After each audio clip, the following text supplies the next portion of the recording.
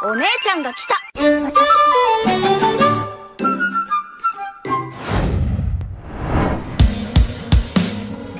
Well teman-teman, bagaimana dengan 2 episode penutup kemarin? Bisa dibilang 2 episode ini menjadi puncak dari core kedua. Banyak scene baru yang ditambahkan, bahkan salah satunya yaitu Bankai Senjumaru Shutara menjadi pusat perhatian dari para pecinta Bleach. Di samping itu, 2 episode terakhir yang awalnya kita kira akan tayang selama 1 jam, ternyata itu dipisah menjadi 2 bagian, yang mana keduanya sama-sama memperlihatkan tentang pertarungan hebat antara Divisional melawan para Shoes Devil. Terkait dipisahkannya 2 episode ini, bagiku itu tidak menjadi masalah, karena memang keduanya rilis di waktu bersamaan, tepatnya di Sabtu malam kemarin. Apalagi keduanya juga memiliki nuansa dan kualitas yang sama, di mana di dalamnya terdapat banyak sekali scene tambahan yang tidak ada di manga. Aku pribadi tentu sangat puas sebagai pembaca manga, kita mendapat kesan baru dari banyaknya scene tambahan di sini.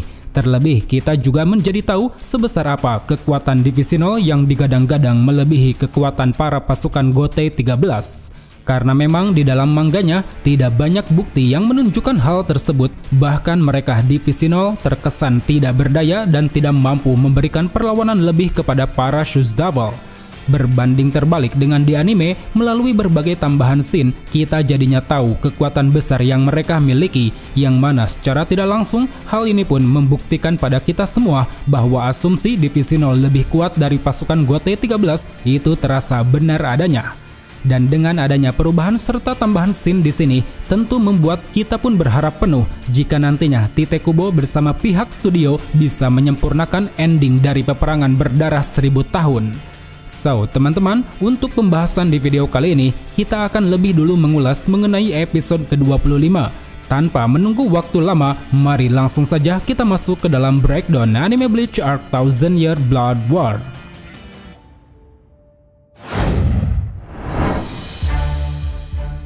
Jika merujuk pada manga, episode 25 mengadaptasi 6 chapter, yaitu dari chapter 602 sampai chapter 607.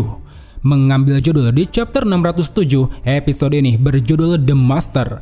Kemungkinannya judul ini merujuk pada pertarungan Ichibe melawan Yuhava, di mana keduanya sama-sama mewakili entitas pemimpin dari 2 kubu, baik itu Ichibe di kubu Shinigami bersama anggota Divisional maupun Yuhava di kubu Quincy bersama anggota Shoes Devil. Persiapan Urahara dan kelompok Vizord. Di awal episode, kita lebih dulu ditunjukkan dengan pertemuan antara Urahara dan kelompok Vizord. Adegan ini ada di chapter 606, yang mana secara keseluruhan semuanya hampir sama dengan manga. Seperti Yushiro yang sedang mencari kakaknya yaitu Yoroichi Shihoin, munculnya kelompok Vizord di hadapan Urahara, Hiyori yang menanyakan tentang keberadaan Yoroichi, Urahara yang menjawab jika Yoroichi dan kelompok Ichigo telah pergi menuju istana, Hiyori yang kecewa kenapa Urahara membiarkan mereka pergi duluan, serta terakhir Urahara yang menjawab jika ini demi kepentingan Seirete. Sekilas, bila kita cermati, adegan ini seolah ingin menunjukkan sisi lain dari Kisuke Urahara. Dia yang dikenal baik, periang dan humoris digambarkan sebagai orang yang tak pandang bulu. Hal itu bisa dilihat dari ungkapan Hiyori, dia menyebut bahwa dirinya sangat membenci ketika Urahara melakukan sesuatu demi Seirete. Termasuk saat ini, di mana Urahara rela menjadikan Ichigo sebagai pion terdepan yang akan menghambat Yuhava meski nyawa taruhannya.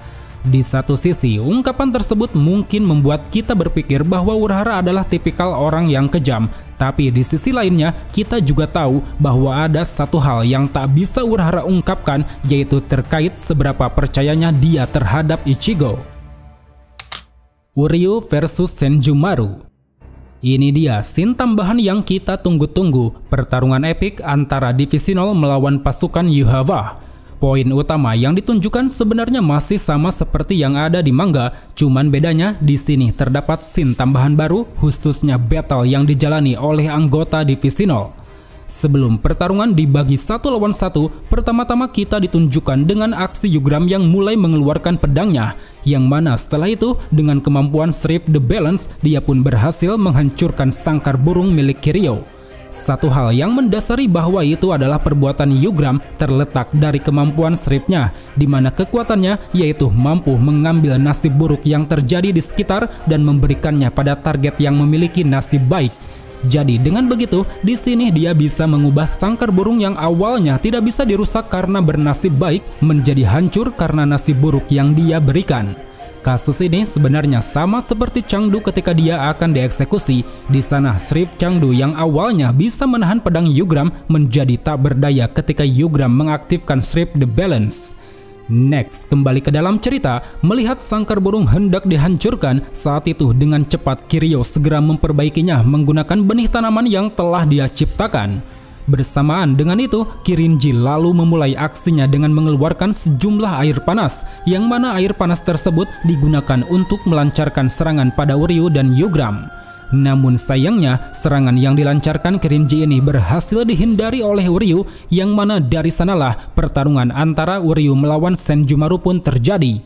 Dimulai dari Senjumaru yang menyerang menggunakan Zanpakuto berbentuk jarum tajam, Uryu yang menahannya menggunakan teknik Blood Fan, Uryu yang melompat kemudian melancarkan serangan anak panah Raishi, Senjumaru yang dengan cepat menjahit payung khusus untuk menahan serangan tersebut, serta terakhir Senjumaru yang berhasil menumbangkan Uryu dengan melancarkan tembakan Raishi. Sedikit berbicara mengenai Senjumaru, satu kemampuan baru yang dia ungkap di sini yaitu kemahirannya dalam menjahit dan menciptakan payung khusus. Kegunaan dari payung ini kemungkinan besar ada dua, yaitu untuk menahan serangan dan membalikkan serangan. Hal itu bisa dilihat dari bagaimana payung tersebut mampu menahan serangan anak panah Uryu, yang mana setelahnya dengan menyisakan sisa-sisa Raishi di atas payung, Senjumaru bisa melancarkan tembakan Raishi mirip seperti anak panah milik Uryu. Tenjiro versus Yugram. Di waktu bersamaan, kita juga ditunjukkan dengan aksi pertarungan antara Tenjiro melawan Yugram. Pertarungannya tampak begitu menarik, di mana keduanya sama-sama menunjukkan kemampuan besar dalam beradu pedang. Baik itu Tenjiro yang menyerang Yugram dengan kemampuan Shikai Kinpika, bentrokan antara Zanpakuto Kinpika dengan tameng perisai milik Yugram, Tenjiro yang berhasil merebut sekaligus menghempaskan tameng Yugram, serta terakhir melalui teknik Shunpo tingkat tinggi, Tenjiro berhasil menumbangkan Yugram dengan cepat. Berbicara mengenai tambahan scene battle satu ini, aku merasa jika pertarungannya hanya ingin menunjukkan kemampuan yang dimiliki Tenjiro terutama dari teknik Shunpo. Karena memang dikatakan di chapter 520, teknik Shunpo milik Tenjiro terbilang super cepat. Saking cepatnya, ketika masih berada di Soul Society, dia dikenal dengan julukan Raijin no Tenjiro alias Sikilat Tenjiro. Kemudian terkait kalahnya Yugram di sini ada satu tanda tanya, kenapa dia tidak menggunakan The Balance? Bukankah itu bisa membalikkan nasib? Merujuk pada chapter 679, Yugram mengatakan bahwa nasib sial atau buruk yang terjadi padanya pertama-tama akan dia alihkan pada Freud Shield alias perisai pengorbanan, yang mana dari sana dia bisa memindahkan nasib buruk atau sialnya pada orang lain. Jadi dengan demikian, melihat tameng perisai milik Yugram berhasil direbut dan dilemparkan Tenjiro, ada dua kemungkinan kenapa Yugram bisa kalah. Pertama, mungkin karena memang dia kalah cepat, atau yang kedua, tameng perisainya tidak berada di genggaman Yugram, jadinya dia tidak bisa menggunakan kemampuan The Balance. Nimaya versus Askin. Berbeda dari dua pertarungan sebelumnya, pertarungan antara Nimaya melawan Askin sebenarnya ada di dalam manga. Seperti Askin yang menggunakan Shrip the Death Dealing, Nimaya yang tiba-tiba lumpuh tak berdaya karena kelebihan darah, Nimaya yang menebas lehernya sendiri agar bisa mengurangi dosis darah, serangan cepat dari Nimaya yang mampu dihindari oleh Askin, Nimaya yang kekurangan darah kemudian menggantinya dengan air darah milik Tenjiro, serta yang terakhir lewat kemahirannya dalam menggunakan Zanpakuto Sayafushi, Nimaya mampu menebas sekaligus menumbangkan Askin dengan cepat. Pertarungan yang disajikan memang tidak begitu berbeda jauh dengan manga, cuman setidaknya di sini kita bisa melihat ketenangan dan kepiawaian Nimaya dalam mengatasi kemampuan The Death Dealing milik Askin. Di samping itu, jika kita lihat pertarungan yang dijalani oleh masing-masing anggota divisi 0, satu-satunya anggota yang tidak mendapat panggung pertarungan hanyalah Kiryu Hikifune. Dia hanya melihat dari atas sambil memperbaiki dan menjaga sangkar burung ciptaannya. Namun bila kita cermati lebih jauh, tindakan Kiryu ini sangatlah membantu para divisi 0 dalam melakukan pertarungan, terutama dari sangkar burung ciptaannya yang bisa menyerap Raishi. Hal itu dibuktikan dengan perkataan Senjumaru, dia mengatakan bahwa Uryu sangat kesulitan ketika mengumpulkan Raishi setelah Raishinya diserap oleh sangkar burung Kiryu. Ichibe versus Yhwach. Sama seperti halnya Nimaya versus Askin, pertarungan terepik satu ini juga tidak berbeda jauh dengan yang ada di manga. Dari mulai Ichibe yang mulai meremehkan dengan memberi garis pembatas di mana Yhwach akan dikalahkan, Yhwach yang membalas dengan mengatakan bahwa dirinya akan mengalahkan Ichibe dalam 3 langkah ke depan.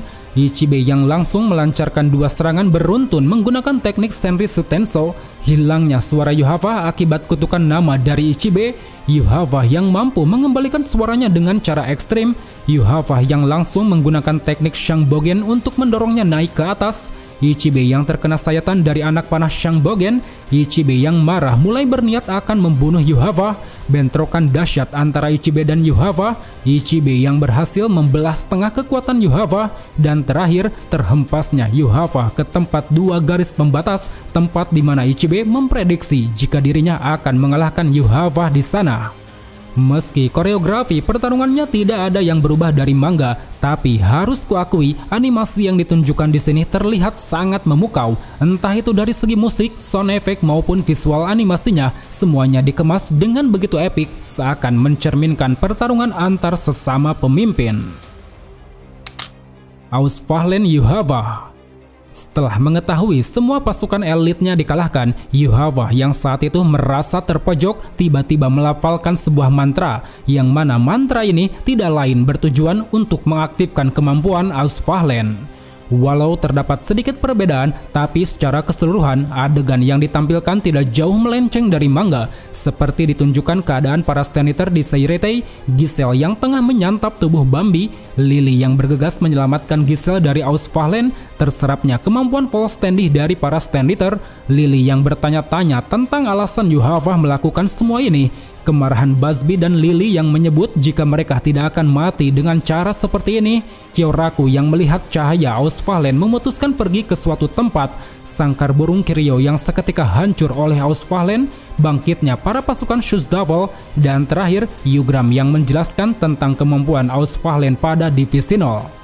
Dalam adegan ini, terdapat beberapa panel yang dihilangkan dari manganya, seperti konfrontasi antara Lily dan Robert yang langsung menjadi tengkorak ketika terkena Ausfahlen, dan juga Byakuya yang kebingungan dengan munculnya cahaya Ausfahlen dari arah langit.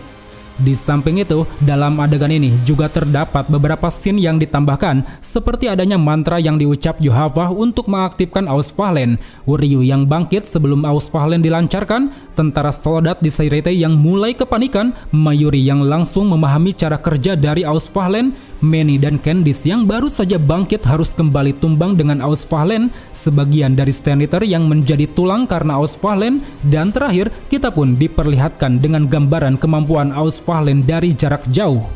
Di antara potongan shot yang muncul di sini, satu shot yang sangat menarik yaitu bangkitnya Uryu sebelum Ausfahlen dilancarkan Yhwach. Ini tentu menandakan bahwa sepertinya Uryu memiliki kaitan khusus dengan Ausfahlen. Secara kita tahu, di masa kecil dia berhasil selamat dari Ausfahlen, di akhir manga dia juga tidak terkena Ausfahlen, dan sekarang pun dia diperlihatkan sebagai satu-satunya pasukan yang bangkit sebelum Ausfahlen dilancarkan.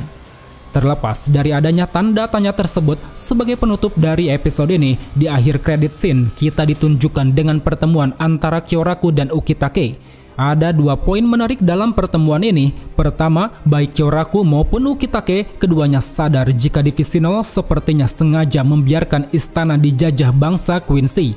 Lalu yang kedua, Ukitake menyebut bahwa jika hal buruk sampai terjadi, maka hal itu akan diantisipasi oleh Kamikake. Dari 2 poin tersebut, kita bisa berspekulasi lebih jauh bahwa mungkin saja pada kenyataannya Divisi 0 telah sengaja membiarkan pintu masuk menuju istana melemah. Hal itu bertujuan untuk mempersilahkan masuk Yhwach demi bisa bernegosiasi seperti yang dilakukan pada waktu dulu. Jika negosiasi itu gagal, maka Ichibe bersama Divisi 0 akan memutuskan untuk membunuhnya. Dan jika membunuhnya juga gagal, maka seperti yang disebut Ukitake, Kamikake lah yang akan mengantisipasi hal itu. Yang mana kita tahu, Kamikake adalah ritual khusus yang dilakukan Ukitake untuk memanggil lengan kanan Raja Roh, Mimi Hagi-sama. Well teman-teman, mungkin cukup sampai di sini saja untuk ulasan breakdown kali ini. Jika ada yang salah atau ada yang ingin kalian tambahkan, silahkan tulis di kolom komentar. So, sampai jumpa di video selanjutnya. Salam Bleach Lovers.